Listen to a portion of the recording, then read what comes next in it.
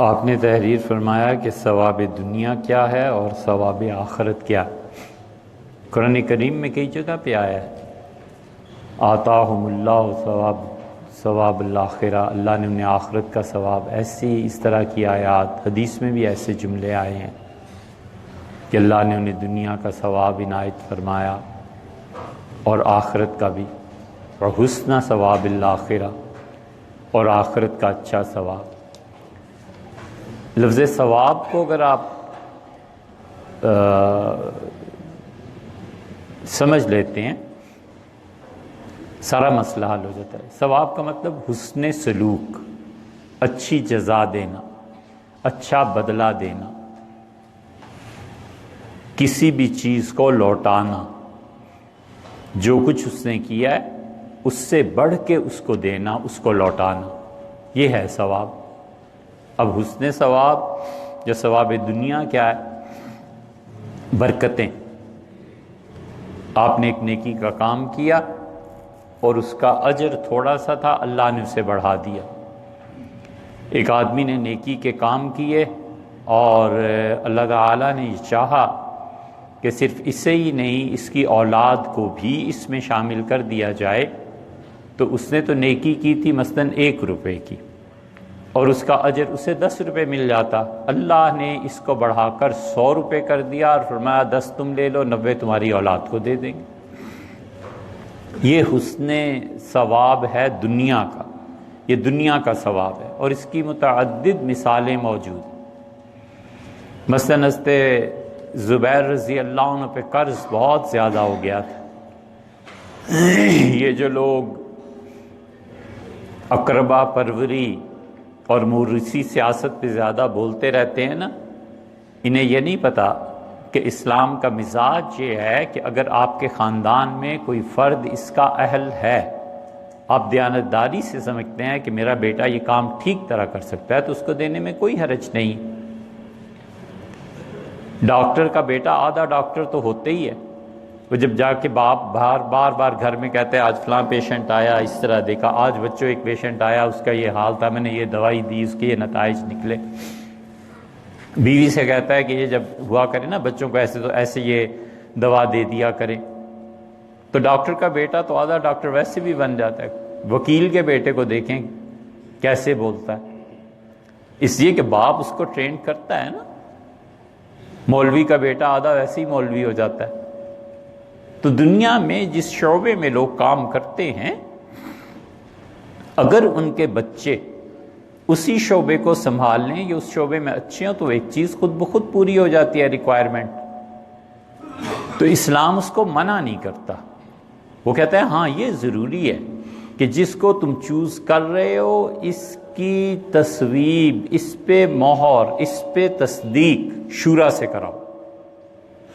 جو شورا بیٹھی ہوئی ہے وہ اس کی تصدیق کر دے، بالکل ٹھیک ہے، نہیں کرتی تو ہٹا لو۔ متعدد واقعات اس کے ملے گی۔ تو موروثی سیاست جس کو اسلام مذمت کرتا ہے، وہ نااہل کے ہاتھ دے دینا ہے، وہ غلط ہے۔ لیکن یہ کہ اتنی بھی پابندی نہیں ہے جتنی پابندی کا ڈھنڈورا آج کل پیٹا جاتا ہے۔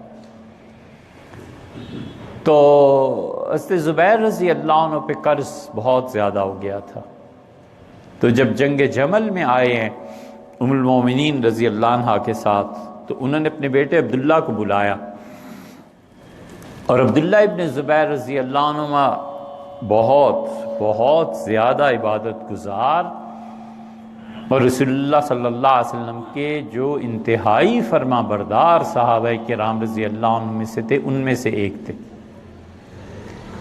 وہ حضرت معاویہ رضی اللہ عنہ کے ساتھ ان کے جھنڈے تلے کھڑے ہو کے کہتے تھے کہ حق علی کے ساتھ ہے، ادھر جاؤ۔ حضرت معاویہ رضی اللہ عنہ جب رپورٹ پہنچی تو بڑا غصہ آیا، انہوں نے بلا لیا حضرت زبیر رضی اللہ عنہ کو، اپنے بیٹے کو سمجھاؤ، میرے جھنڈے تلے کھڑا ہے اور کہتا ہے علی حق میں ہے، لوگوں کو کہتا ہے ادھر جاؤ۔ تو انہوں نے پوچھا نہ، یہ قصہ عبداللہ بن عمر بن العاص رضی اللہ عنہ کا، یہ بھی پورا کر لیتے ہیں۔ تو عبداللہ ابن عمر نے پوچھا کہ بیٹے یہ کیا ہے؟ انہوں نے کہا حضور صلی اللہ علیہ وسلم نے فرمایا تھا اپنے باپ کی ماننا، تو ابا آپ ادھر کھڑے ہیں، آپ نے مجھے حکم دیا ہے، میں آپ کے ساتھ کھڑا ہوں، اور جہاں تک صحیح مسئلے کا تعلق ہے حق ادھر ہے علی کے ساتھ، یہاں تو اس وجہ سے کھڑا ہوں کہ حضرت نے فرما گئے تھے کہ وہ آپ کا ساتھ دے۔ عبداللہ ابن زبیر رضی اللہ عنہ کا بھی یہی حال تھا۔ حضور صلی اللہ علیہ وسلم کے انتہائی فرما بردار جو لڑکے تھے، بالکل جوان تھے رسول اللہ صلی اللہ علیہ وسلم کی وفات کے وقت، 18-20 سال کے، پھر انہوں نے ساری خلافت راشدہ دیکھی ہے 40 برس، پھر 9 برس اپنی خلافت کے دیکھے ہیں، تو 50 60 70 برس کے، یہ تو ویسے بھی ان کی عمر بن جاتی ہے، تو بالکل گویا بچپن سے نکلے ہی تھے ابھی۔ تو انہوں نے اپنے بیٹے کو بولا، جب یہ 9 سال کے تھے نا، تو حضرت زبیر رضی اللہ عنہ اپنے اس بیٹے کو میدان جنگ میں آگے بٹھاتے تھے گھوڑے پہ اور لڑتے تھے، مارتے تھے۔ تو عبداللہ ابن زبیر نے نیزے، تلواریں، موت، یہ سب کھیل بچوں کے تھے ان کے لیے۔ تو انہوں نے بلا کے کہا کہ میرے بیٹے، اکبر ہمی علی الدین، آج کے دن میرے بچے مارا جاؤں گا، شہید ہو جاؤں گا، آج کے دن مظلوم بھی شہید ہوگا اور آج کے دن دوسری طرف کے لوگ بھی شہید ہوں گے، اور میں مظلومی میں مارا جاؤں گا۔ اور سب سے بڑا دکھ، پریشانی، بوجھ قرض کا ہے۔ صحیح بخاری میں آیا، انہوں نے یہ کہا، اور انہوں نے کہا فلاں پلاٹ رسول اللہ صلی اللہ علیہ وسلم نے مجھے دیا تھا، یہ ہے خاندانی چیزیں۔ نبی کریم صلی اللہ علیہ وسلم کے ساتھ عبداللہ اور حضرت زبیر رضی اللہ عنہ کے بڑے گہرے رشتے تھے، تو فرمایا کہ مجھے فلاں پلاٹ دیا تھا، فلاں مکان دیا تھا رسول اللہ صلی اللہ علیہ وسلم نے، یہ ہوتا تھا، تو اس کو بیچ دینا، اس کو بیچ دینا، اتنے پیسے وہاں دے دینا، اور میرے بیٹے ممکن ہے یہ جائیداد تمہاری زیادہ نہ ہو سکے۔ تو چونکہ عربوں میں غلامی اور آقا کا مستقل تصور جمع ہوا تھا ذہنوں میں، تو انہوں نے کہا یہ پیسے پورے نہ ہوں تو پھر میرے مولا سے کہنا کہ میرا قرض ادا کر دے۔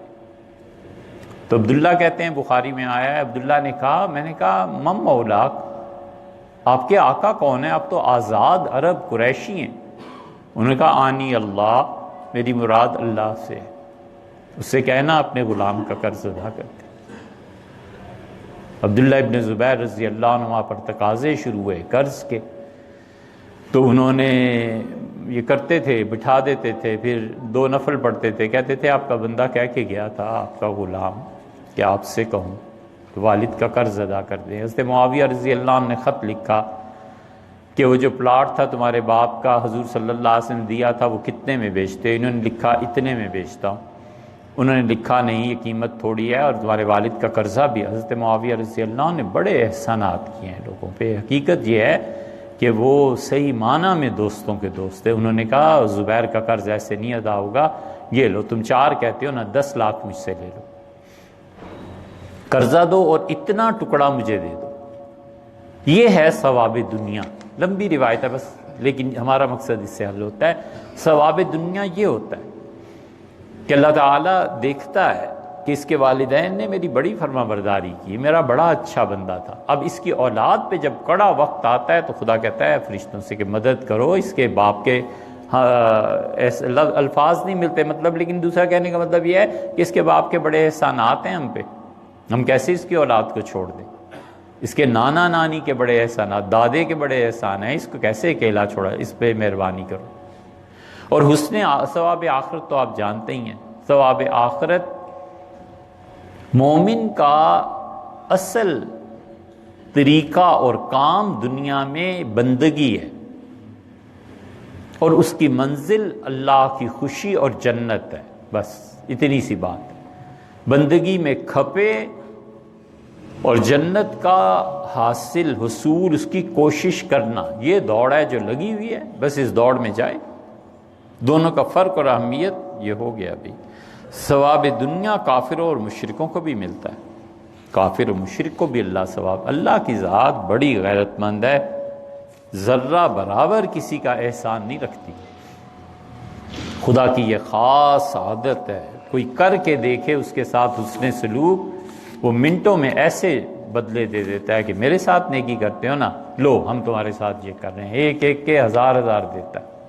کافر کو بھی، کافر کو حسن ثواب یا ثواب دنیا یہ ملتا ہے کہ اللہ سب سے بڑا انعام اس شخص پہ کرتا ہے، اسے ایمان کی دولت دے دیتا ہے۔ بخاری میں آیا ہے، حکیم ابن حزام رضی اللہ عنہ نے رسول اللہ صلی اللہ علیہ وسلم کیا تھا کہ اللہ کے رسول، زمانہ جاہلیت کفر کے دور میں نے جو کچھ خرچ کیا تھا، کیا مجھے اس کا کوئی اجر ملے گا؟ تو آپ نے فرمایا اسلمت علی ما اسلفت، وہ جو کفر کے زمانے میں نیکیاں کرتے رہے ہو نا، اسی کی وجہ سے تو اللہ نے اسلام دیا۔ اس لیے وہ کافر جو ظالم ہوتا ہے وہ خدا کی نظر میں زیادہ خراب ہے بنسبت اس کافر کے جو ظالم نہیں ہوتا، ظلم نہیں ہوتا۔ ظلم اللہ کو نفرت ہے، شدید نفرت ہے خدا کو ظلم سے۔ مسلمان کرے تو برا، کافر کرے تو برا، تو اسے اللہ تعالیٰ یہ ثواب دیتا ہے۔ کافر کی اولاد کو ثواب دے دیتا ہے، کافروں کے گروہ کو ثواب دے دیتا ہے۔ ثواب دنیا ہے وہ سارا، اللہ تعالیٰ ان کے ساتھ مہربانی کرتا ہے، عنایات کرتا ہے، بارشیں برساتا ہے۔ وہ اپنے مذہب کے مطابق جو دعائیں کرتے ہیں ان دعاؤں کو خدا قبول فرماتا ہے کہ اس نے دنیا میں جتنی نیکی کافر کرے گا خدا اسے بھی بہتر سے بہتر اجر دے گا۔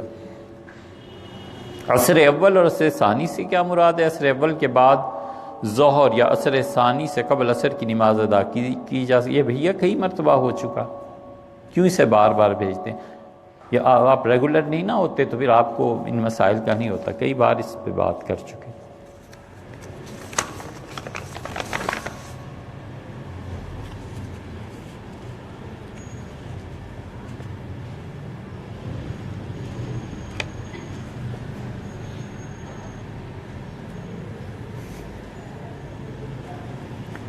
کل رات کو فنکشن میں کھانے کے بعد مشروب پیا اور اس کے ذائقے کی تعریف کی، اور خالی کین پہ جب نظر پڑی تو اس پہ لکھا ہوتا جنجر بیئر، الکوہل یا بغیر الکوہل کے معلوم نہیں، اور سخت بے چینی ہے۔ کوئی مسئلہ نہیں بھیا، کوئی بات نہیں ایسے۔ جنجر بیئر جو ہوتی ہے یا اس طرح کی بیئر جو ہوتی ہے، بیئر اگرچہ شراب کے معنی میں استعمال ہوتا ہے لیکن اس میں الکوہل نہیں ہوتا۔ الکوہل کی بھی دو قسمیں ہیں، ایک میتھیلیٹڈ اسپرٹ کہلاتا ہے اور ایک اور ہوتا ہے وہ جو نشے کی کیفیت پیدا کرتا ہے، وہ تو اتنا مہنگا ہوتا ہے کہ وہ پرفیومز میں استعمال کیا ہی نہیں جاتا، اسپرٹ استعمال کی جاتی ہے، اسی لیے تو ہم پرفیوم کو غلط بھی نہیں کہتے۔ کوئی آدمی انگلش پرفیوم لگا کے آتا ہے اور اس پہ لکھا ہوا ہوتا ہے اگرچہ الکوہلک ہے لیکن وہ اصل میں اسپرٹ ہوتا ہے، ہم اس کا لگانا، استعمال کرنا، نماز پڑھنا مکروہ بھی نہیں جانتے۔ یہ سب دین کو ہٹا کر مبالغہ پیدا کرنا، خام خواہ لوگوں کی ذہنیت کو تشدد کی طرف بالکل نہ ہو، دیسی سنٹ کیا یار، فرق کیا ہے آخر؟ عطر استعمال کرو، انگریزوں کا یہ بھی حرام ہے، عطر بھی حرام ہے، وجہ بتائیں نا شرعی۔ آپ ایک فتویٰ دے رہے ہیں، فتویٰ شریعت میں بہت بڑی اتھارٹی کی بات ہے، آپ دلیل بتائیں۔ آپ کا ذوق دلیل نہیں ہے، آپ کی ذہنی رجحانات دلیل نہیں، آپ کو نفرت ہے انگریزوں سے، ضرور ہوا کرے، آپ رکھیے اس کو، لیکن لوگوں کو حکم نہ بتائیے۔ حضرت الیاس صاحب رحمۃ اللہ علیہ، ان کے کیا لکھتے تھے مولانا رحمۃ اللہ، مفتی مظفر صاحب رحمۃ اللہ علیہ، بڑے لوگ تھے یہ سارے، کاندلہ کا یہ خاندان ایک سے ایک بڑا آدمی تھا۔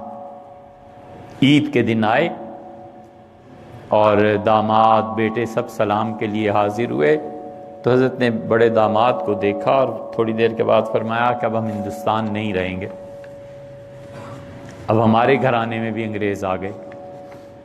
تو عورتوں نے سنا، پریشان ہو گئیں، بیٹیوں نے پوچھا کہ کس وجہ سے؟ فرمانے لگے ہمارے بڑے داماد کو دیکھو، بٹن لگا کے آئے ہیں، اور یہ انگریزوں کی تہذیب ہے، ہمارے گھر میں بھی داخل ہو گئی، ہم ایسے گھر میں نہیں رہیں گے، ہم حرمین شریفین چلے جائیں گے، اور چلے بھی گئے۔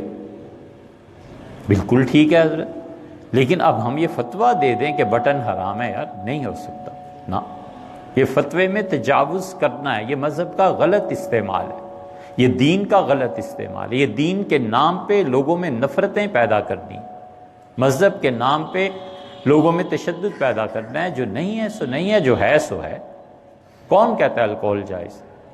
لیکن الکوہلک یہ جو سپریز ملتے ہیں اور یہ جو خوشبو کے لیے فریگرنس، خوشبو کے لیے استعمال کیے جاتے ہیں، یہ سب جائز کہتے ہیں۔ آپ کیوں لوگوں کو یہ تعلیم دیتے ہیں کہ اگر یہ لگا کے آؤ گے تو جمعہ نماز مکروہ ہو جائے گی؟ وجہ آپ کے پاس دلیل ہونی چاہیے نا، کوئی دلیل نہیں۔ اور یہ صرف ہمیں ہی نہیں کہہ رہے، آپ فتویٰ دیکھیے، مفتی رفیع عثمانی صاحب نے فتویٰ اس پہ دیا ہے، مفتی رشید احمد صاحب آسن الفتاویٰ آپ کھولیں، اس میں انہوں نے صاف لکھا ہے یہ جائز ہے۔ تو جو جائز چیز ہے آپ اسے مکروہ کیوں قرار دیتے ہیں؟ یہ وہ مذہبی رجحانات ہیں جن کی حوصلہ شکنی ہونی چاہیے۔ دین کے نام پہ لوگوں کو متنفر کرنا، دین کے نام پہ لوگوں کو گمراہ کرنا، ایسی چیزیں۔ اس لیے وہ اگر الکوہلک مشروب نہیں ہے تو پھر آپ کو پریشانی کیا ہے؟ کس وجہ سے آپ پریشان ہیں؟ بیئر اگرچہ اس کو کہتے ہیں لیکن اس میں الکوہل استعمال نہیں ہوتی، نہ آپ کو نشہ ہے، کس وجہ سے ہوتا ہے؟ اور فرض کر لیجئے ایک لمحے کے لیے، فرض کر لیجئے تھا بھی اور آپ نے پی بھی لی، اللہ سے معافی مانگنی چاہیے، توبہ کر لینی چاہیے، خدا کو عرض کر دینا چاہیے کہ اللہ میں نے جان بوجھ کے ایسے نہیں کیا، اور تو اپنے بندوں سے درگزر فرماتا ہے، مجھ سے بھی درگزر کر۔ چھوٹی سی بات۔ رکوع سجود میں تسبیح سبحان ربی الاعلیٰ، سبحان ربی العظیم کتنی مرتبہ پڑھنی چاہیے؟ کوئی حرج نہیں ہے، آپ طاق تعداد میں جتنی مرتبہ بھی پڑھ لیں، 3 مرتبہ، 5 مرتبہ، 7، 9، 11، جتنی مرتبہ بھی پڑھ لیں، کوئی گناہ کی بات نہیں ہے۔ البتہ امام کو چاہیے کہ وہ اتنا لمبا رکوع یا سجدہ کرے جتنا لوگ اس پہ راضی ہوں۔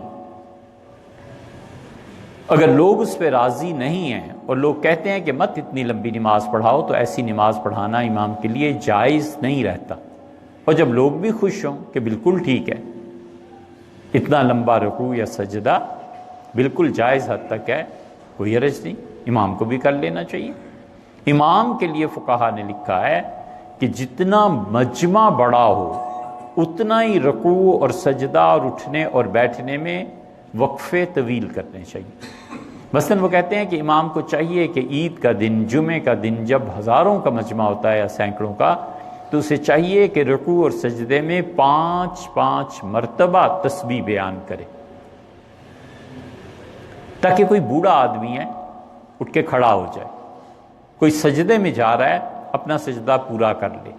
پہلی رکعت کے رکوع کو طویل کرنا تاکہ کوئی بھاگ کے آ رہا ہے اور اس رکوع میں شامل ہو جائے، یہ مستحب ہے، حضور اقدس صلی اللہ علیہ وسلم کبھی کیا کرتے تھے، لیکن اس کو یاد رکھنا چاہیے۔ امام ابو حنیفہ رحمۃ اللہ نے فرمایا اگر رکوع لمبا اس لیے کرے کہ خان صاحب آ رہے ہیں، رکوع لمبا اس لیے کرے کہ یہ وہ آدمی آ رہا ہے جو چندہ وندہ زیادہ دیتا ہے، رکوع لمبا اس لیے کرے کہ شیخ صاحب پیسے زیادہ دیں گے، بعد میں کہے شیخ صاحب میں نے آپ کے پاؤں کی آواز سن لی تھی، لمبا رکوع اس لیے کیا کہ میں نے کہا چلیے آپ کو رکعت مل جائے۔ امام ابو حنیفہ رحمۃ اللہ نے فرمایا خاف علیہ شیء عظیم، مجھے اس کے متعلق ڈر ہے کہ کہیں بہت بڑا گناہ نہ کر بیٹھے، یعنی شرک۔ رکوع اللہ کے لیے تھا نا، اور نامعلوم ہے کوئی آدمی بھاگتا ہوا آ رہا ہے، اسے پتہ ہی نہیں، اس نے رکوع لمبا کر دیا کہ چلو ایک مسلمان کو رکعت مل جائے، کوئی حرج نہیں۔ تو اس لیے امام کو چاہیے کہ وہ خود سوچے، اس کے علاوہ جو لوگ ہیں وہ جتنا مرضی کریں، کوئی حرج۔ اور عمومی نماز میں تو لمبے سجدے اور رکوع، حضور اقدس صلی اللہ علیہ وسلم اتنا لمبا رکوع کرتے تھے اور اتنا طویل سجدہ، اور دونوں کے درمیان رکوع سے کھڑے ہونا اور سجدے کے بعد سجدہ کرنے کے درمیان بیٹھنا، وہ تو اتنا طویل ہوتا تھا کہ صحابہ کرام رضی اللہ عنہ کہتے ہیں ہم میں سے کوئی شخص یہ سوچتا تھا کہ کہیں دوسرا سجدہ بھول تو نہیں گئے، کیا لقمہ نہ دے دیں۔ یہ چیزیں ہیں، اس سے کوئی حرج نہیں۔ سجدے میں دعا کا بھی یہی حال ہے، دعا کرتا رہے، مانگے دعا، اگر امام کے پیچھے ہے اور لمبا سجدہ ہے تو دعائیں مانگے۔ نماز میں الحمد شریف کے بعد 3 بار 5-7 مرتبہ قل هو اللہ پڑھیں تو بسم اللہ 1 بار پڑھنی ہوگی، یا ہر مرتبہ پڑھیں؟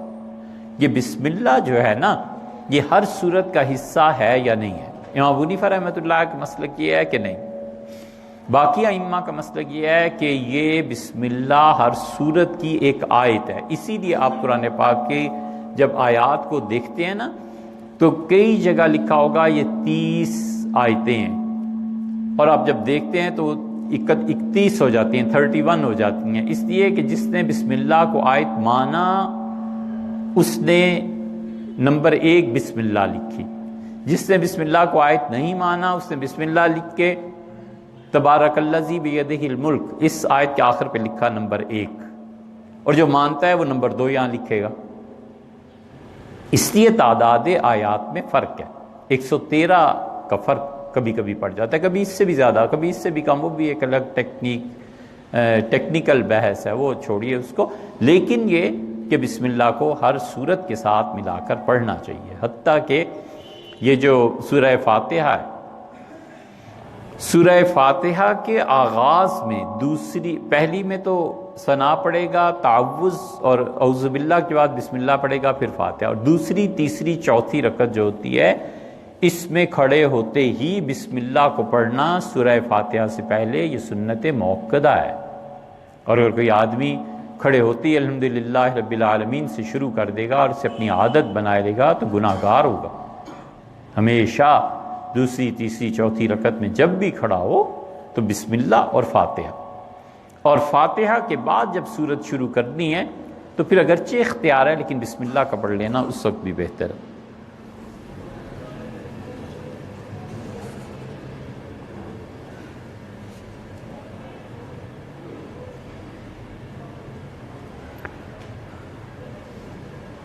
ایک حدیث مبارکہ سیدنا علی رضی اللہ عنہ کے متعلق بیان فرمائی تھی کہ خلیفہ بنانے کے بارے میں مہربانی فرما کر مختصراً کچھ بتا دیں، بہت سے لوگ اتنے پڑھے لکھے نہیں ہوتے، جن کتب کے حوالے آپ نے دیے ہیں وہ پڑھیں، یہ سمجھنا ہی ممکن نہیں ہوتا۔ اتنی بڑی بات جو آپ نے پوچھی ہے نا، اس کو سمجھنے کے لیے اتنا بڑا دماغ بھی چاہیے نا۔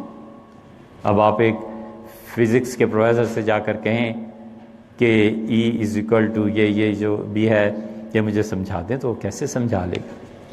وہ کہے گا ڈاکٹر عبدالسلام یا آئنسٹائن، نیوٹن جیسے لوگ ہوں گے تو پھر بات کریں، ان سے پوچھیں، وہ مجھے اور آپ کو سمجھائیں گے۔ یہ لوگوں کی ہر ایک کافر ہے، مومن ہے، کچھ بھی ہے، اس کا جو میدان ہے نا اس میدان کے مطابق جوابات ہوتے ہیں۔ جہاں جہاں رب العالمین وہاں وہاں رحمت للعالمین۔ برائے مہربانی وضاحت، یہ میں نے تو نہیں کہا بھائی، جنہوں نے کہا انہی سے وضاحت پوچھو۔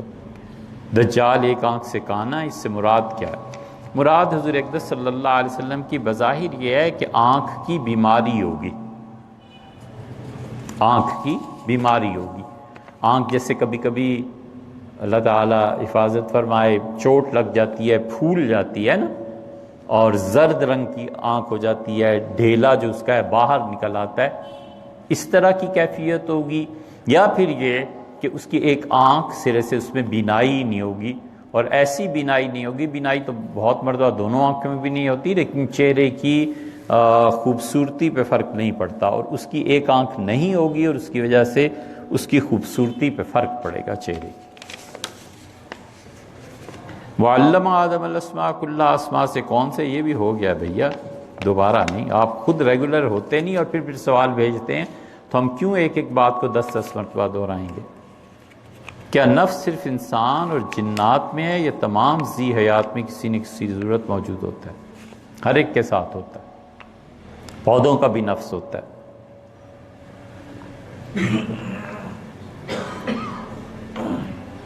پودوں میں بھی نفس امارہ ہوتا ہے، پودے میں، پھول میں جو نفس ہوتا ہے نا وہ خود گناہ کی دعوت دیتا ہے، اور اس کی مناسبت جس گناہ کی جس فرد کے ساتھ ہوتی ہے وہ پھول خود ہی اس تک بھی پہنچ جاتا ہے تاکہ اس گناہ کی قوت میں اضافہ کرے۔ یہ فلاسفہ نے بڑی تفصیل سے لکھا ہے لیکن چھوڑیے اس کا۔ جنات کے لیے روز محشر اور جنت اور دوزخ اور برزخ کے بارے میں اس کی کیا ضرورت پیش آ گئی بھیا؟ جنات کے لیے یہ دنیا ہے، برزخ بھی ہے، جنات کو برف کا عذاب بھی ہوگا۔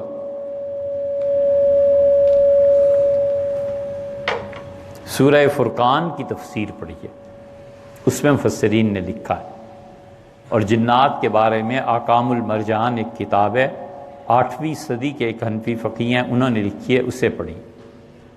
اور کتاب الروح یہ ابن قیم رحمۃ اللہ علیہ کی ہے، اسے پڑھیے، اس میں آپ کو تفصیلات مل جائیں۔